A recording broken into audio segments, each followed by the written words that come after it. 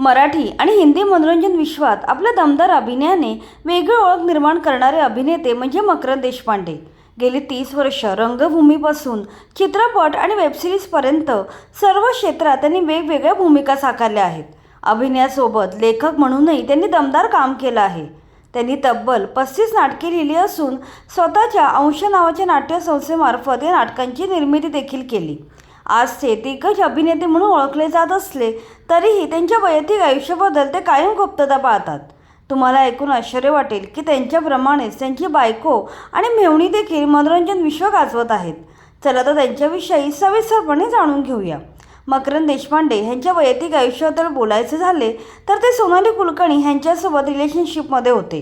पुढे त्यांचा साखरपुडा देखील झाला होता, मात्र त्यांच्या नात्यात काहीतरी बिनसले आणि ठरलेले लग्न मोडले।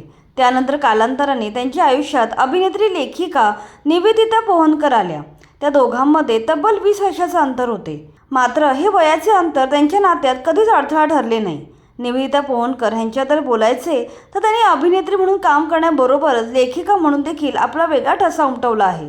त्यांनी मुंबई विद्यापीठातून 2005 साली बॅचलर ऑफ मास मीडिया ही पदवी घेतली। महाविद्यालयात शिकत असताना त्यांनी विविध नाटकांमध्ये काम करण्यास सुरुवात केली। सुरुवातीला त्यांनी मिस सुंदरी आणि एपिक फेल या चित्रपटात अभिनेत्री म्हणून काम केले, मात्र निवेदिता यांची ओळख केवळ अभिनेत्री म्हणून मर्यादित राहिली नाही। त्यांना लेखनाचीही विशेष आवड होती। पुढे त्यांना मुंबईतील प्रसिद्ध पृथ्वी थिएटरसोबत काम करण्याची संधी मिळाली। येथे त्यांनी नाटकांसाठी लेखन आणि दिग्दर्शनाचे काम केले। सरसर सरला आणि कृष्णा किडिंग टाइम बॉय यांसारख्या नाटकांचे दिग्दर्शन त्यांनी केलं आहे। या नाटकांचे लेखन मकरंद देशपांडे यांनी केले आणि त्यात त्यांनी अभिनय देखील केला।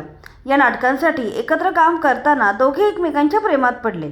पुढे काही वर्ष लिव्हिंगमध्ये राहिल्यानंतर त्यांनी रीतसर विवाह केला। निवेदिता यांची बहीण म्हणजेच मकरंद यांची मेव्हणी देखील अभिनय क्षेत्रात कार्यरत आहेत।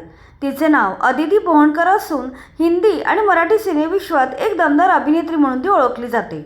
अदितीचा अभिनयाचा प्रवास रंगभूमीपासून सुरू झाला। ज्येष्ठ रंगकर्मी सत्यदेव दुबे यांच्याकडे तिने अभिनयाचे शिक्षण घेतले।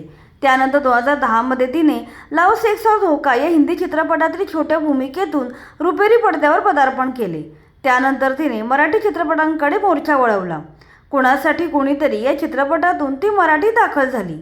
पुढे 2014 साली आलेल्या लय भारी या चित्रपटाने तिला ओळख मिळवून दिली। मराठी आणि हिंदी बरोबरच अदितीने काही तमिळ चित्रपटांमध्ये देखील काम केलं आहे। पुढे शी, मंडला मर्डर्स आणि आश्रम या गाजलेल्या वेबसिरीजमध्ये ती मध्यवर्ती भूमिकेत झळकली होती। या तिन्ही सिरीजमधील आव्हानात्मक भूमिका तिने लिहिल्या साकारल्या। विशेष म्हणजे अदिती आणि मकरंद देशपांडे यांनी ट्रकभर स्वप्न या मराठी चित्रपटात एकत्र काम केले होते। याशिवाय गेल्या वर्षी प्रदर्शित झालेल्या द प्रेयर या शॉर्ट फिल्ममध्ये या तिकडीने एकत्र काम केले। यामध्ये अदिती आणि मकरंद देशपांडे यांनी अभिनय केला होता आणि या चित्रपटाचं लेखन दिग्दर्शन निवेदिता पोहनकर यांनी केले होते। निवेदिता यांनी लिहिलेला प्यार प्रेमा कल्याणम हा तमिळ सिनेमा याच महिन्यात प्रदर्शित होणार आहे। अशा प्रकारे मकरंद देशपांडे यांची बायको आणि मेव्हणी या दोघीही मनोरंजन विश्वात कार्यरत आहेत। ही बहिणींची जोडी गेले अनेक वर्ष नाटक, चित्रपट, वेबसिरीज अशा सर्व क्षेत्रात आपला ठसा उमटवत आहेत।